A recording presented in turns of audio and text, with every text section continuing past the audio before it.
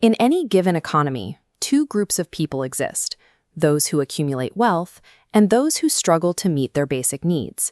To find out why, researchers at the London School of Economics interviewed 10,000 people across 5 different countries.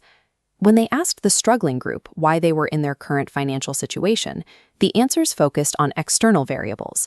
They blamed a bad economy, corrupt politicians, a poor family background, and a lack of connections. The wealthy group lived in the exact same economic conditions, but their responses were focused on internal variables. They credited their financial status to their own persistence, the strategic decisions they made, and taking ownership of their failures. Brain scans revealed that this divide isn't a matter of personality, but of physical architecture. When researchers put individuals from both groups into MRI machines, they found specific differences in how their brains were firing. The wealthy individuals possessed a highly active prefrontal cortex, the brain's CEO responsible for logic and long-term planning. In contrast, the struggling group showed higher activity in the amygdala, the fear center that reacts to stress and generates excuses. This suggests that changing your financial trajectory requires changing how these neural circuits interact. The link between biology and wealth often begins with a test of self-control. In 1972, a psychologist at Stanford University conducted an experiment using nothing but 4-year-old children and a bag of marshmallows. A child was left in a room with a single marshmallow. If they could wait 15 minutes without eating it, they were promised a second one. 30% of the children held out. 70% caved to the immediate reward. This data visualization charts the outcomes of those exact same children 40 years later. The 30% who delayed gratification had secured higher-paying jobs and lower debt levels. The 70% who chose instant gratification faced lower incomes and chronic financial instability. Scientists found a physical basis for this gap. The patient group had developed denser, more robust self-control regions in the brain. The impulsive group still had underdeveloped neural structures in those same areas, even as adults. Jeff Bezos applied this long-term framing when he left a high-salaried position on Wall Street in 1994. He used what he called a regret minimization framework, asking if his 80-year-old self would regret missing out on the internet more than losing a safe paycheck. He prioritized the long-term vision and founded Amazon.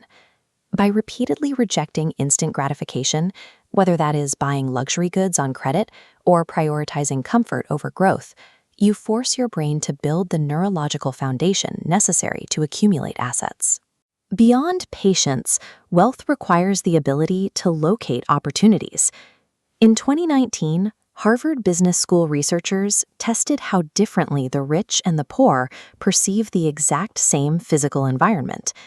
They placed 100 wealthy individuals and 100 struggling individuals into identical rooms filled with hidden money-making opportunities: flyers for freelance work, books on business strategy, and plants offering assistance.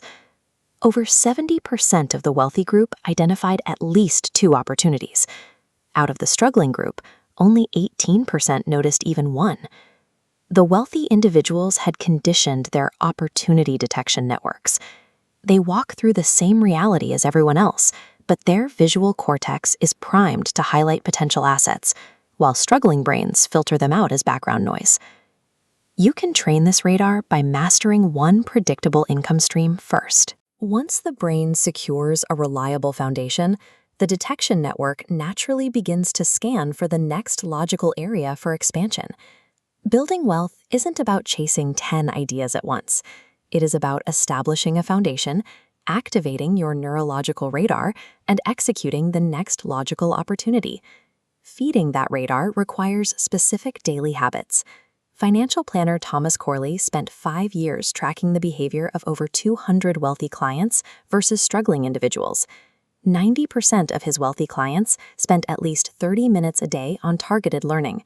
95% of the struggling group spent 0 time learning, spending their free hours on passive entertainment instead. Consider 2 friends who lost their jobs during the 2020 lockdowns. One spent 9 months binging streaming services. The other spent 1 hour a day learning a digital skill like video editing. After 9 months, the economy remained the same for both.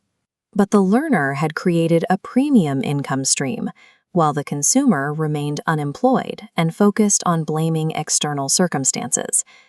Neuroplasticity requires specific, actionable input. Consuming random information for entertainment provides a temporary dopamine hit, but no structural change. For your brain to rewire, you must learn skills that you can immediately implement. Quieting the fear responses in the amygdala, strengthening the logic of the prefrontal cortex, and sharpening your opportunity radar changes your perception of reality. Because these neural pathways respond to intentional habit changes, your current financial state doesn't have to be permanent. You possess the biological capacity to rewire your response to economic opportunities. To start this process, write down the 5 biggest excuses you use to justify your current financial position. Then force your brain to invert them. If you say, "I don't have capital," pivot to, "I will start a zero-investment service business."